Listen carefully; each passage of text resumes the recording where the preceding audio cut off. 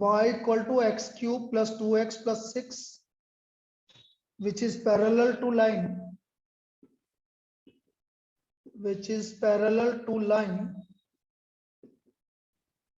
x plus 14y plus 4 equal to 0.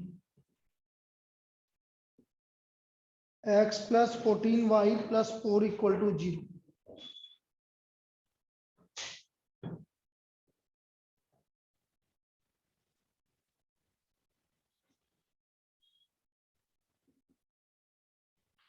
तो वही point x1 y1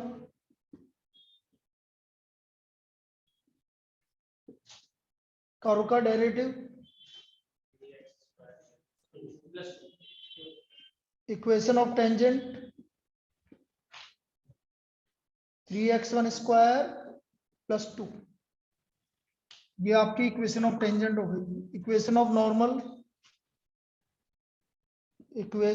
normal -1/3x1 square plus 2, sorry slope of tangent,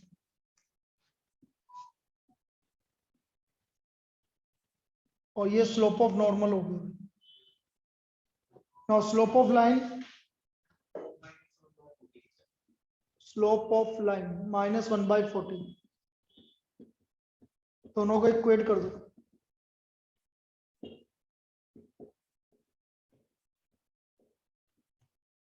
तो 3x1 square plus 2 equal to 14, 3x1 square equal to 12, तो x1 की value +-2, x1 की value क्या आ गई +-2। अब x1 की वैल्यू 2 है, तो y1 का वैल्यू आ गया 2 का क्यूब 8 4 6 18, और x1 का वैल्यू -2 है,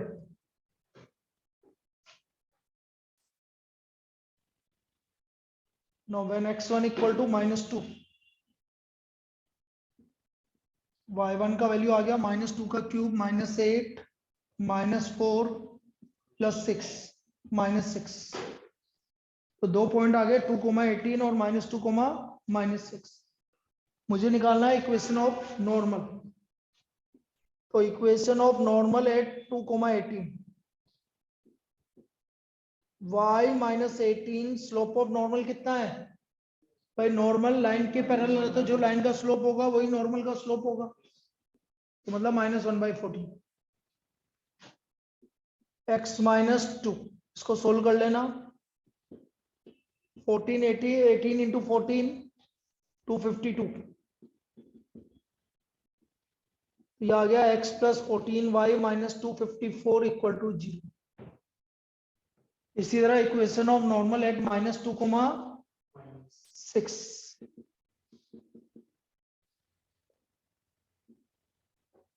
at -2, -6,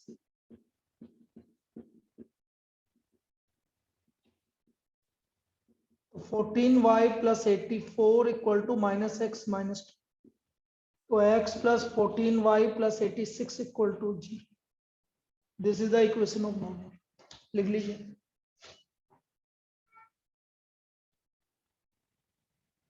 ये है। अब इसमें दिक्कत कहाँ आई थी?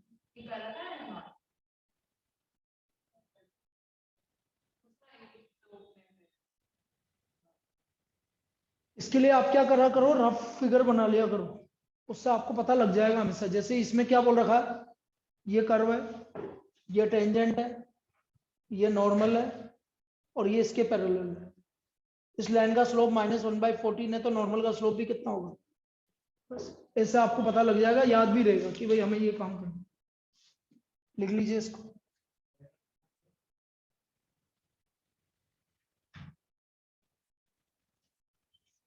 और आराम से आओ, अभी तुम कहाँ है?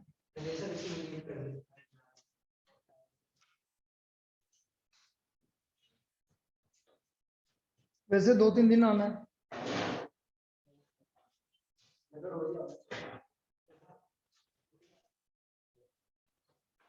देखो आगे।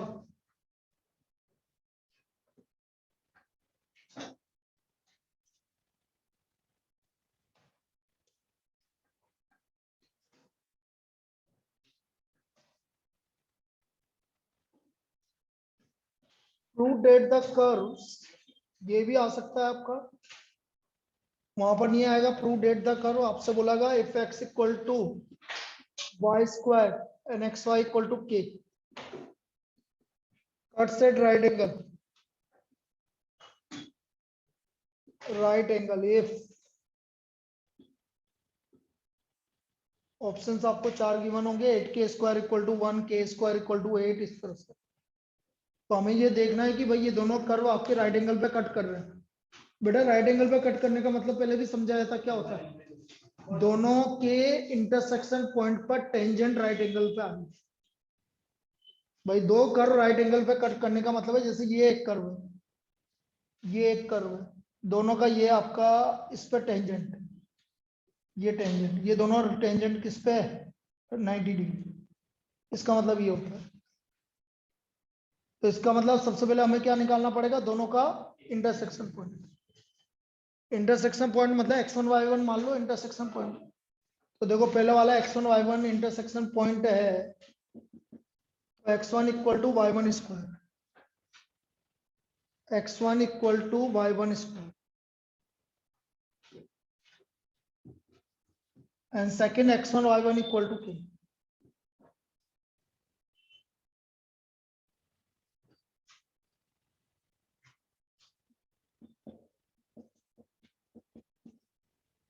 x1 y1 इक्वल टू, अब x1 की वैल्यू y1 स्क्वायर इसमें रख दो,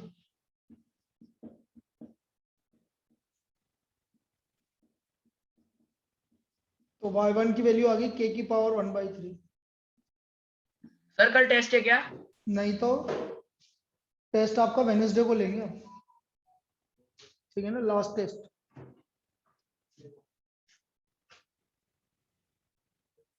y1 इक्वल टू k की पावर 1/3, फोर्थ मेजर, 3 मेजर ले चुका हूं पहले, चौथा मेजर। y1 का वैल्यू k की पावर 1/3। अब y1 की वैल्यू k की पावर 1/3 हो गया, तो x1 की वैल्यू क्या आ गई, k1 की k की पावर 2/3। तो इंटरसेक्शन पॉइंट आ गया आपका, इंटरसेक्शन पॉइंट k की पावर 2/3 और k की power 1/3, these are the intersection. ये इसके इंटरसेक्शन पॉइंट है, पहला काम ये करना।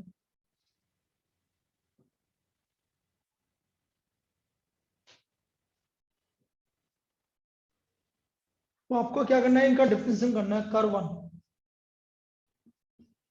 x equal to y square, 1 equal to 2y divide by dx, divide by dx equal to 1/2y। तो m1 हो गया 1/2 k की पावर 1/3, पहला slope. m1 equal to k 1/2 k की पावर 1/3। फिर है हमारा xy equal to k, 1 into y plus x into divide by dx equal to 0, x divide by dx equal to minus y divide by dx equal to minus y by x. So therefore slope of tangent m2 minus k की power 1/3 और k की power 2/3। तो ये आ गया m2 equal to -1/k की power 1/3।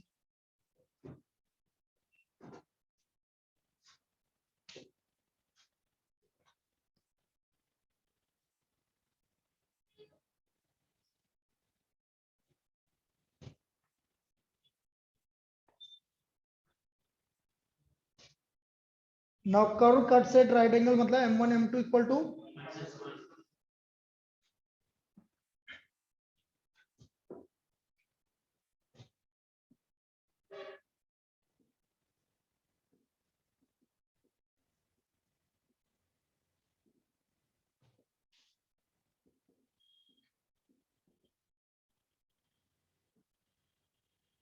1/2 k की power 1/3।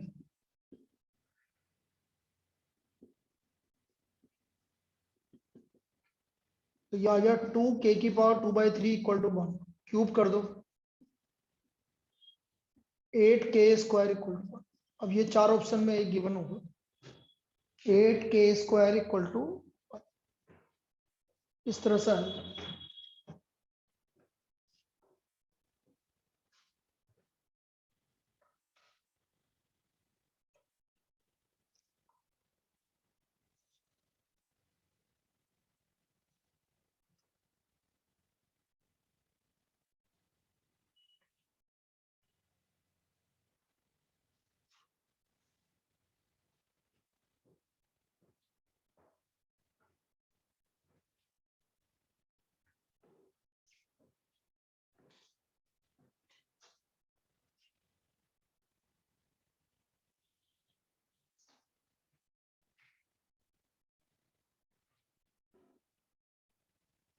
Sir sir increasing decreasing में मैंने एनसीईआरटी करी थी, तो उसमें मतलब वो 10x का कर्व कैसे बनता है 10x का कर्व बनाने ही नहीं।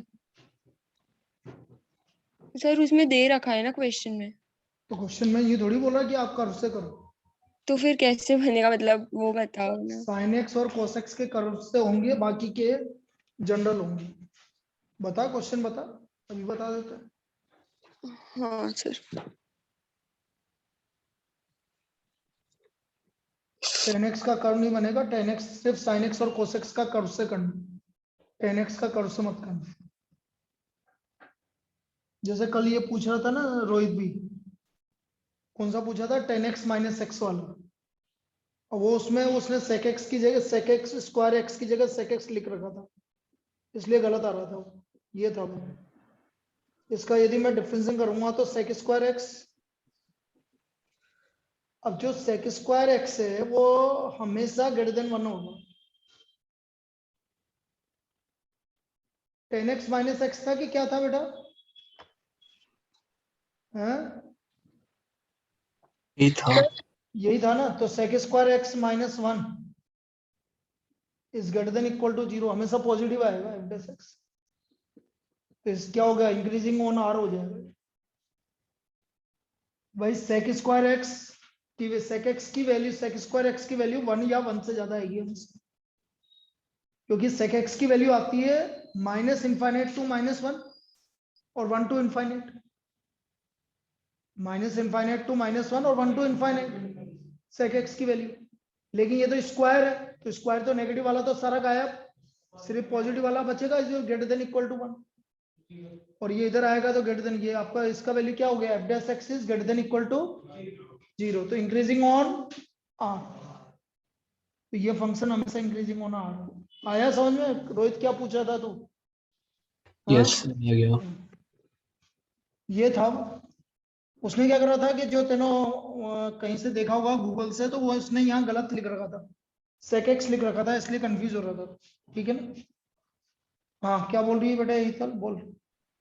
सर जैसे 6.2 में क्वेश्चन नंबर 17 में दे रखा है f x equals to log log cos, cos log, x हाँ तो देख इधर f dash x equal to क्या होता है, 1 अपॉन कोस एक्स, और कोस एक्स का minus sine x. Minus sine x, हाँ तो माइनस 10x। अब माइनस 10x, अब आपसे ये बोल रहा है, मुझे ये बताना है कि ये कहाँ पर इंक्रीजिंग होगा, कहाँ डिक्रीजिंग होगा।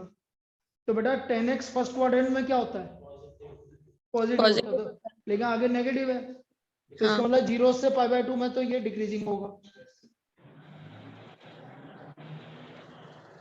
आया समझ?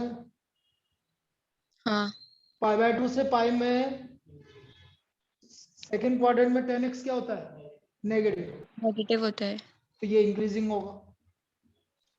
पाई से लेकर 3π/2 में क्या होता है, पॉजिटिव, तो ये डिक्रीजिंग होगा। ऐसे ऐसे पूछ रहा है वो आपसे, कर लोगे? सर इसमें दे रखा है, प्रूव करना था मतलब क्वेश्चन में, हाँ तो तो दे हो गया रखा ना प्रूव बेटा, 3π/2 से 2π इंक्रीजिंग, है। हाँ इंक्रीजिंग, हाँ सर हो गया। हो गया ना।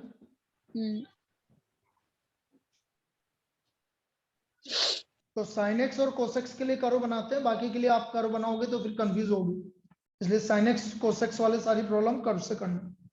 और बाकी सब में ये वाले ऐसा करते हैं जैसा आपने भी 10x हाँ का बताया। हाँ, सर नेगेटिव साइन से कोई फर्क पड़ रहा है क्या आगे का? अरे उल्टा कर दिया ना बेटा। अच्छा, और अगर पॉजिटिव होता तो जैसा चल रहा था वैसे ही हाँ लिखते? जैसे चलेगा।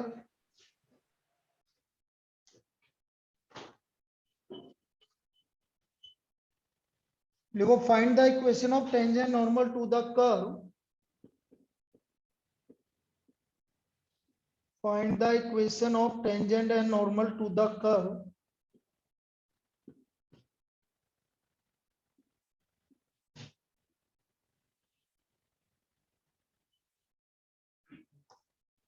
X square upon a square minus y square upon b square equal to 1 at point x0 y0 at point x0 y0।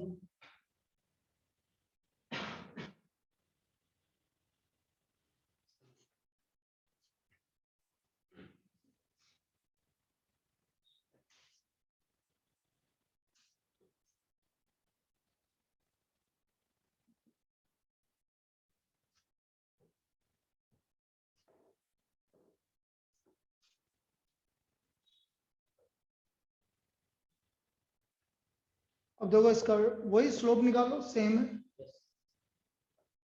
भाई। 2x upon a square divide by d x equal to 0। 2x upon a square minus 2y upon b square divide by d x minus 2y upon b square divide by d x minus 2x upon a square. तो d y by d x आ गया आपका b square x upon a square y. तो slope of tangent हो गया आपका b square x one upon a square y one. वैसे तो क्या होता है कि तुमने तो पढ़ा होगा ना पूरा, नीचे पढ़ा क्या आईआईटी में पढ़ा होगा इसमें। यदि इसकी इक्वेशन ऑफ टेंजेंट निकालनी होती है ना तो एक्स स्क्वायर को एक्स इंटू एक्स लिखो। तो x into x zero minus y into y zero upon b square equal to 1। ये तो आपका इक्वेशन ऑफ टेंजेंट है, यही आएगा। अभी मैं निकाल रहा हूँ, ऐसे निकलती है कोई भी कर्व, जैसे सर्कल है, पैराबोला है, हाइपरबोला है, सब में ऐसे लिखते हैं। मतलब दो पार्ट में डिवाइड होता है। जैसे Y square equal to 4x है, इसका यदि मुझे लिखना है तो ऐसे लिखूंगा y इंटू वाई जीरो और 4a को मैं लिख दूंगा 2a x plus x zero. ये आपकी इक्वेशन ऑफ टेंजेंट है। x प्लस एक्स इस तरह से लिखी जाती है। कोई भी कर्व है, पैराबोला, हाइपरबोला, इस तरह से डायरेक्ट आएगी और यही आएगी। अभी मैं पूरा निकालूंगा ना, यही आएगी। तो आप देख रहे हो कि x1 नहीं, यहाँ पर x0 y0 दे रखा है आपको, तो x0 y0। अब ये आपका इक्वेशन स्लोप ऑफ टेंजेंट आ गया।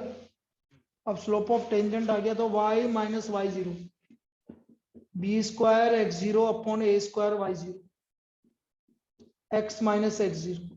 क्रॉस मल्टीप्लाई करो, ए स्क्वायर वाई जीरो का square b square x x zero minus b square x zero का स्क्वायर। तो ये आ गया आपका बी स्क्वायर एक्स जीरो का square plus a square y zero का स्क्वायर, या वाई जीरो वाला ले लो, b square x x zero minus a square y y zero equal to b zero x zero का square minus a square y zero का square. अब आप इसको ए स्क्वायर बी स्क्वायर से डिवाइड कर दो। किससे कर दो divide? A square b square से करेंगे तो x x zero upon a square, इसको ए स्क्वायर बी स्क्वायर से करेंगे तो अपॉन बी स्क्वायर। ये आ गया x zero upon a square minus y zero upon, अब एक्स जीरो वाई जीरो इसको भी तो सेटिस्फाई करेगा बेटा, कर को भी। तो इसका मतलब x zero upon a square ये किसके इक्वल है? 1 के इक्वल। वही इक्वेशन आ गई जो मैंने लिखी थी direct.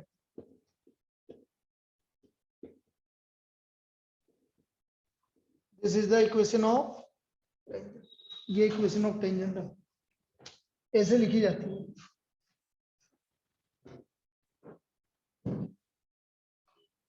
X into x zero minus y into y zero upon B.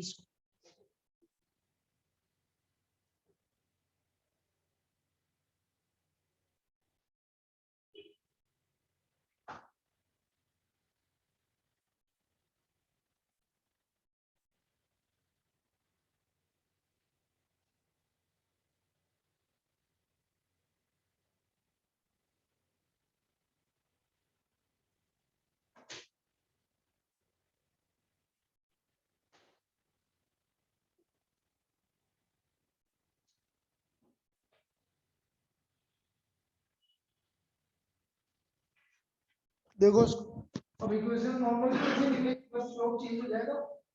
Slope क्या हो जाएगा, क्या चेंज हो जाएगा,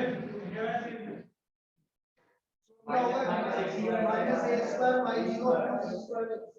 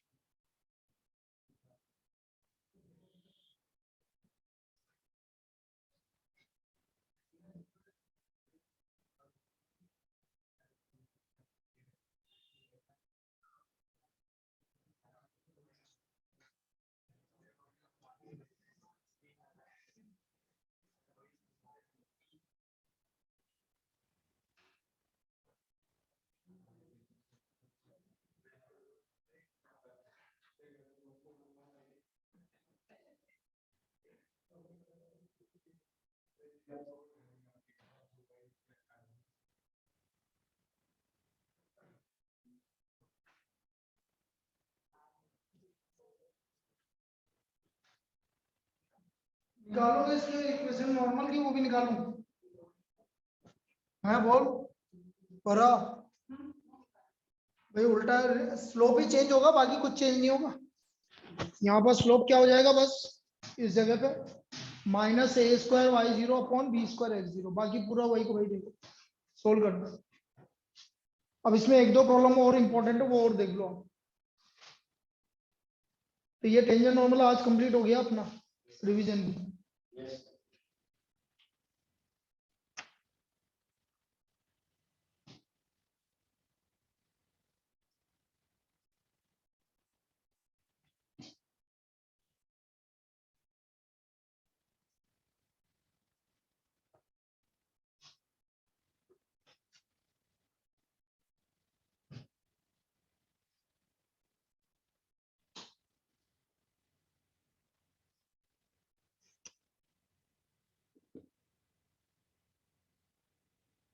The points on the curve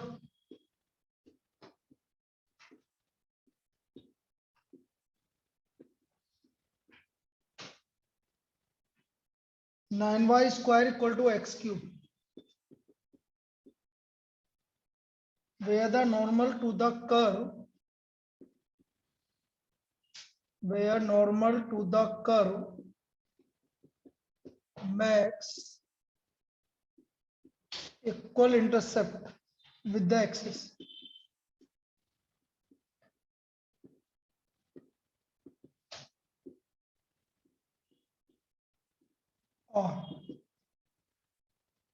normal to the curve max equal intercept with the axis. और आपको पॉइंट निकालना है, तो ये भी एक अच्छी प्रॉब्लम है, ये भी आ सकती है। ऑप्शंस गिवन होंगे 4 कोमा प्लस माइनस 8/3, वैसा आंसर वही है 4 कोमा प्लस माइनस 8/3। अब कैसे निकालेंगे समझो, डायरेक्ट करना, अब तो डिफरेंशियल कर लो direct. 18y divide by dx 3x square, तो डिवाइड dx आ गया आपका 18y, मतलब x square upon slope of normal minus 6y upon x square, ये आपका स्लोप ऑफ नॉर्मल। अब normal makes equal intercept, equal intercept कब बनता है, जब प्लस माइनस 1 होता है। इक्वल इंटरसेप्ट का मतलब है ये जो नॉर्मल है या तो ऐसे बनेगी या ऐसे बनेगी, मतलब इस तरह की 1 1 माइनस 1 1, ये इक्वल इंटरसेप्ट। तो इक्वल इंटरसेप्ट के लिए अब जैसे ये माइनस आ रहा है तो x square y1 equal two plus minus x square by 6 हो गई।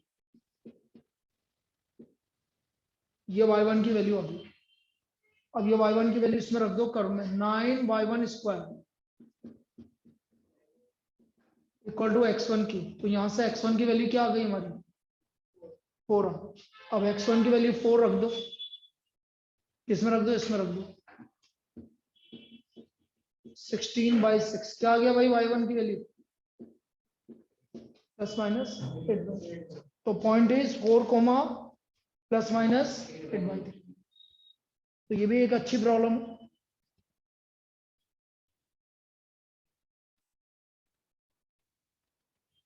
इसके लिए आप है ना नॉर्मल वाले के लिए मिसलेनियस का 21, 22, 23, 24 जैसे मैं चारों करवा चुका हूँ। 21 क्या, 20, 21, 22, 23, 24 सारे। इसमें से आपकी कम से कम एक प्रॉब्लम पक्का आएगी। किसमें, आपके बोर्ड 20 से लेकर 24 मिसलेनियस पक्का है, 5 क्वेश्चन। और वो मैं पांचों करवा चुका हूँ। इससे पहले वाली कल करवाई थी लास्ट वाली क्लास में, x square equal to 4y passing through 1 2, उसकी नॉर्मल की इक्वेशन। फिर हमने normal to the curve 2y plus x square equal to 3 क्या होगा, तो वैल्यू रख के हमने वैसे ही चेक कर लिया था कि कौन सी है। फिर y equal to m x plus 1 is the tangent to the curve, बहुत बार कर चुके हैं, और चाहो तो इसको देख लो। नेक्स्ट,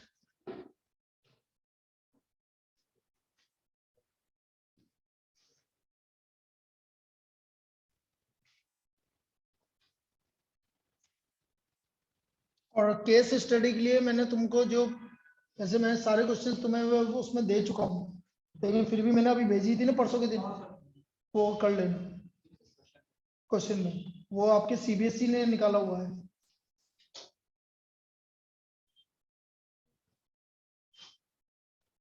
वैसे मैं सारे टेस्ट में दे चुका हूँ एक एक क्वेश्चन करके तुम्हें बिना बताए। x equal to t square plus 3t minus 8 और y equal to 2t square minus 2t minus 5। Slope of tangent at 2 comma minus. तो हमें स्लोप ऑफ टेंजेंट निकालना है 2 कोमा माइनस। देखो dy by d x, dy by d t 4t minus 2 और 2t plus 3, 2 comma minus 1, x की value 2 रखो। अरे यार ये क्या करा है इसने, रुको रुको, क्या बोलता है।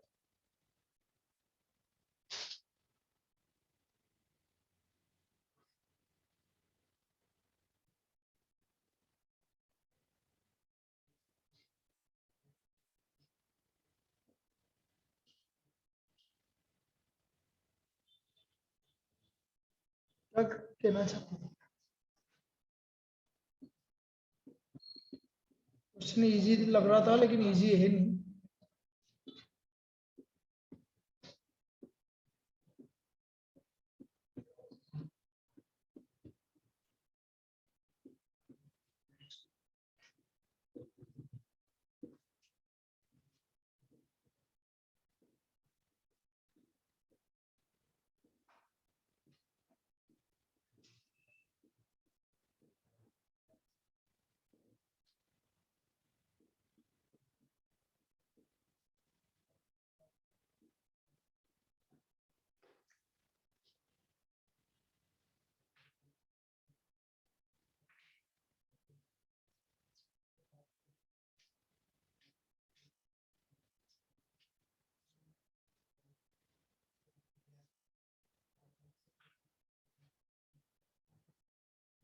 ये इसमें क्यूब है कि ये देखना, y इक्वल टू, मेरे को दिखना y इक्वल टू क्या लिखना लास्ट,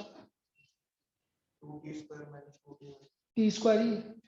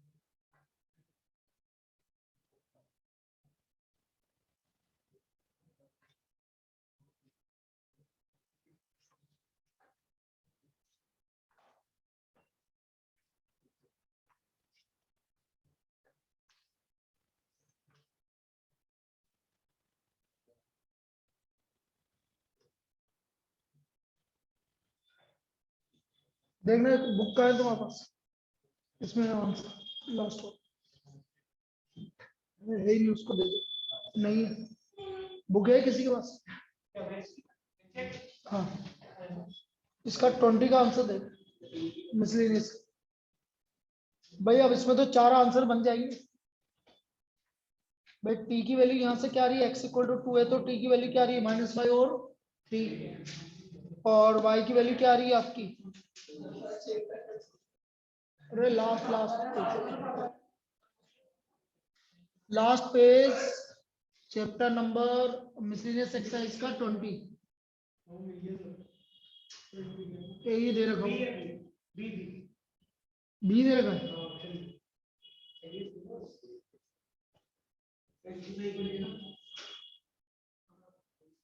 देना बुक देना।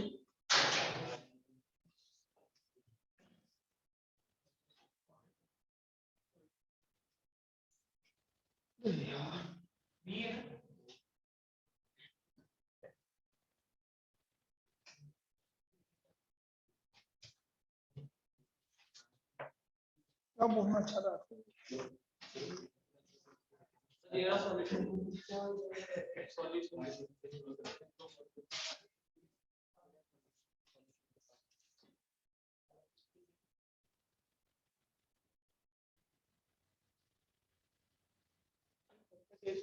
यही तो क्या,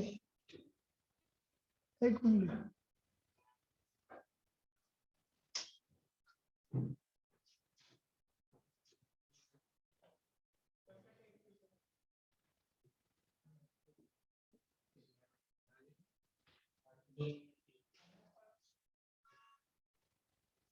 देखो क्या होगा। अब ये थोड़ा सा ट्रिकी प्रॉब्लम हो गया, वो मैंने गलती से 3 लिख दिया था ना इसलिए, तो क्योंकि कॉमन जो वैल्यू आएगी वही टी की वैल्यू होगी। तो यहाँ पर टी की वैल्यू क्या आ रही है -5 और 2, तो इधर क्या आ रही है, तो इन दोनों में कॉमन कौन सी वैल्यू है 2, तो टी की वैल्यू क्या आ गई हमारी 2 आ गई। अब हमारा डी बाई डी एक्स इसमें टी इक्वल टू 2 रख दो, टी इक्वल टू 2 रखो 8 - 2 और 4 + 3 आ गया डी बाई डी एक्स 6/। ये काम करना होगा भाई, आपको क्या करना है, पहले डी बाई डी एक्स निकाल लिया, फिर आपका पॉइंट है 2, -1 मतलब x की वैल्यू 2 है, x की वैल्यू 2 रख दो तो आपको t की वैल्यू 2 आ गई, एक तो -5 और 2 आ गई, और एक -1 आ गई, तो -1 से t की वैल्यू 2 और -1 आ गई, तो इन दोनों में जो कॉमन आएगा ना वही आंसर होगा। तो t इक्वल टू 2 आ गया, t इक्वल टू 2 पर आपका आंसर वही, तो t इक्वल टू 6/7 ये t की वैल्यू आ गई, तो हमारा डी बाई डी एक्स क्या आ गया 6/7। याद रखना भाई इस तरह की प्रॉब्लम है, ये भी एक डिफरेंट टाइप की प्रॉब्लम हो गई आप। नहीं, जब आपको टी की वैल्यू नहीं गिवन है तो वो टी की वैल्यू निकालनी पड़ेगी।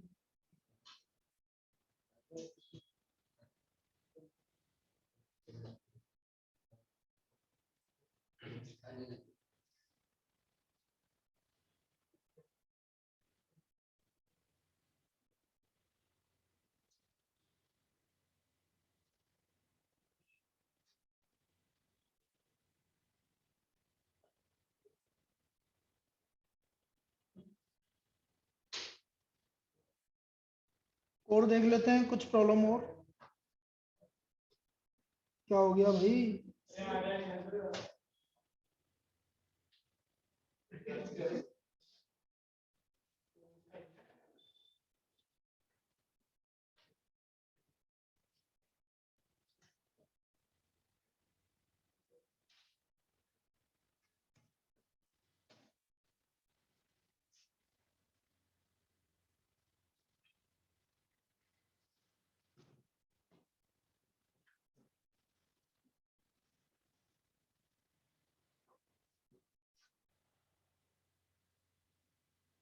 नेक्स्ट, ये तो एनसीईआरटी के तो क्वेश्चंस हो गए आपके, मैं एक्स्ट्रा करवा दूं।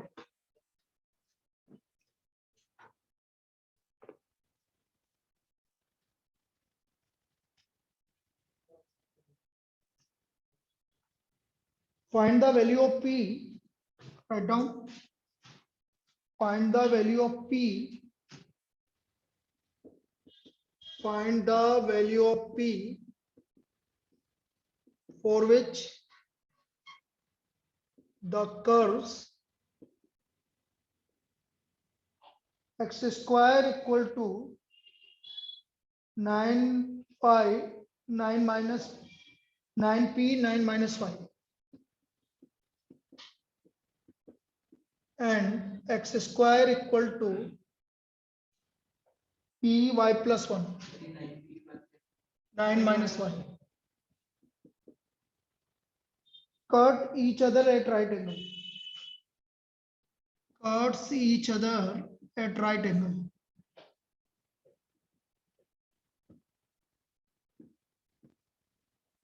ये एक दूसरे को राइट एंगल पे कट कर रहे हैं।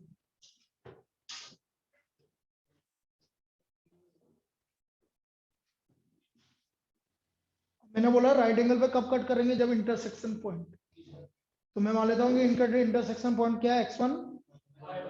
तो पहला कर्व हो गया x1 square equal to 9p 9 minus y1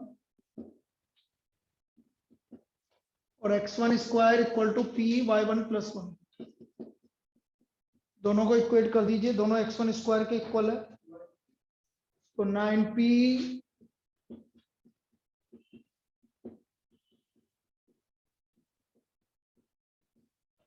81 minus 9y1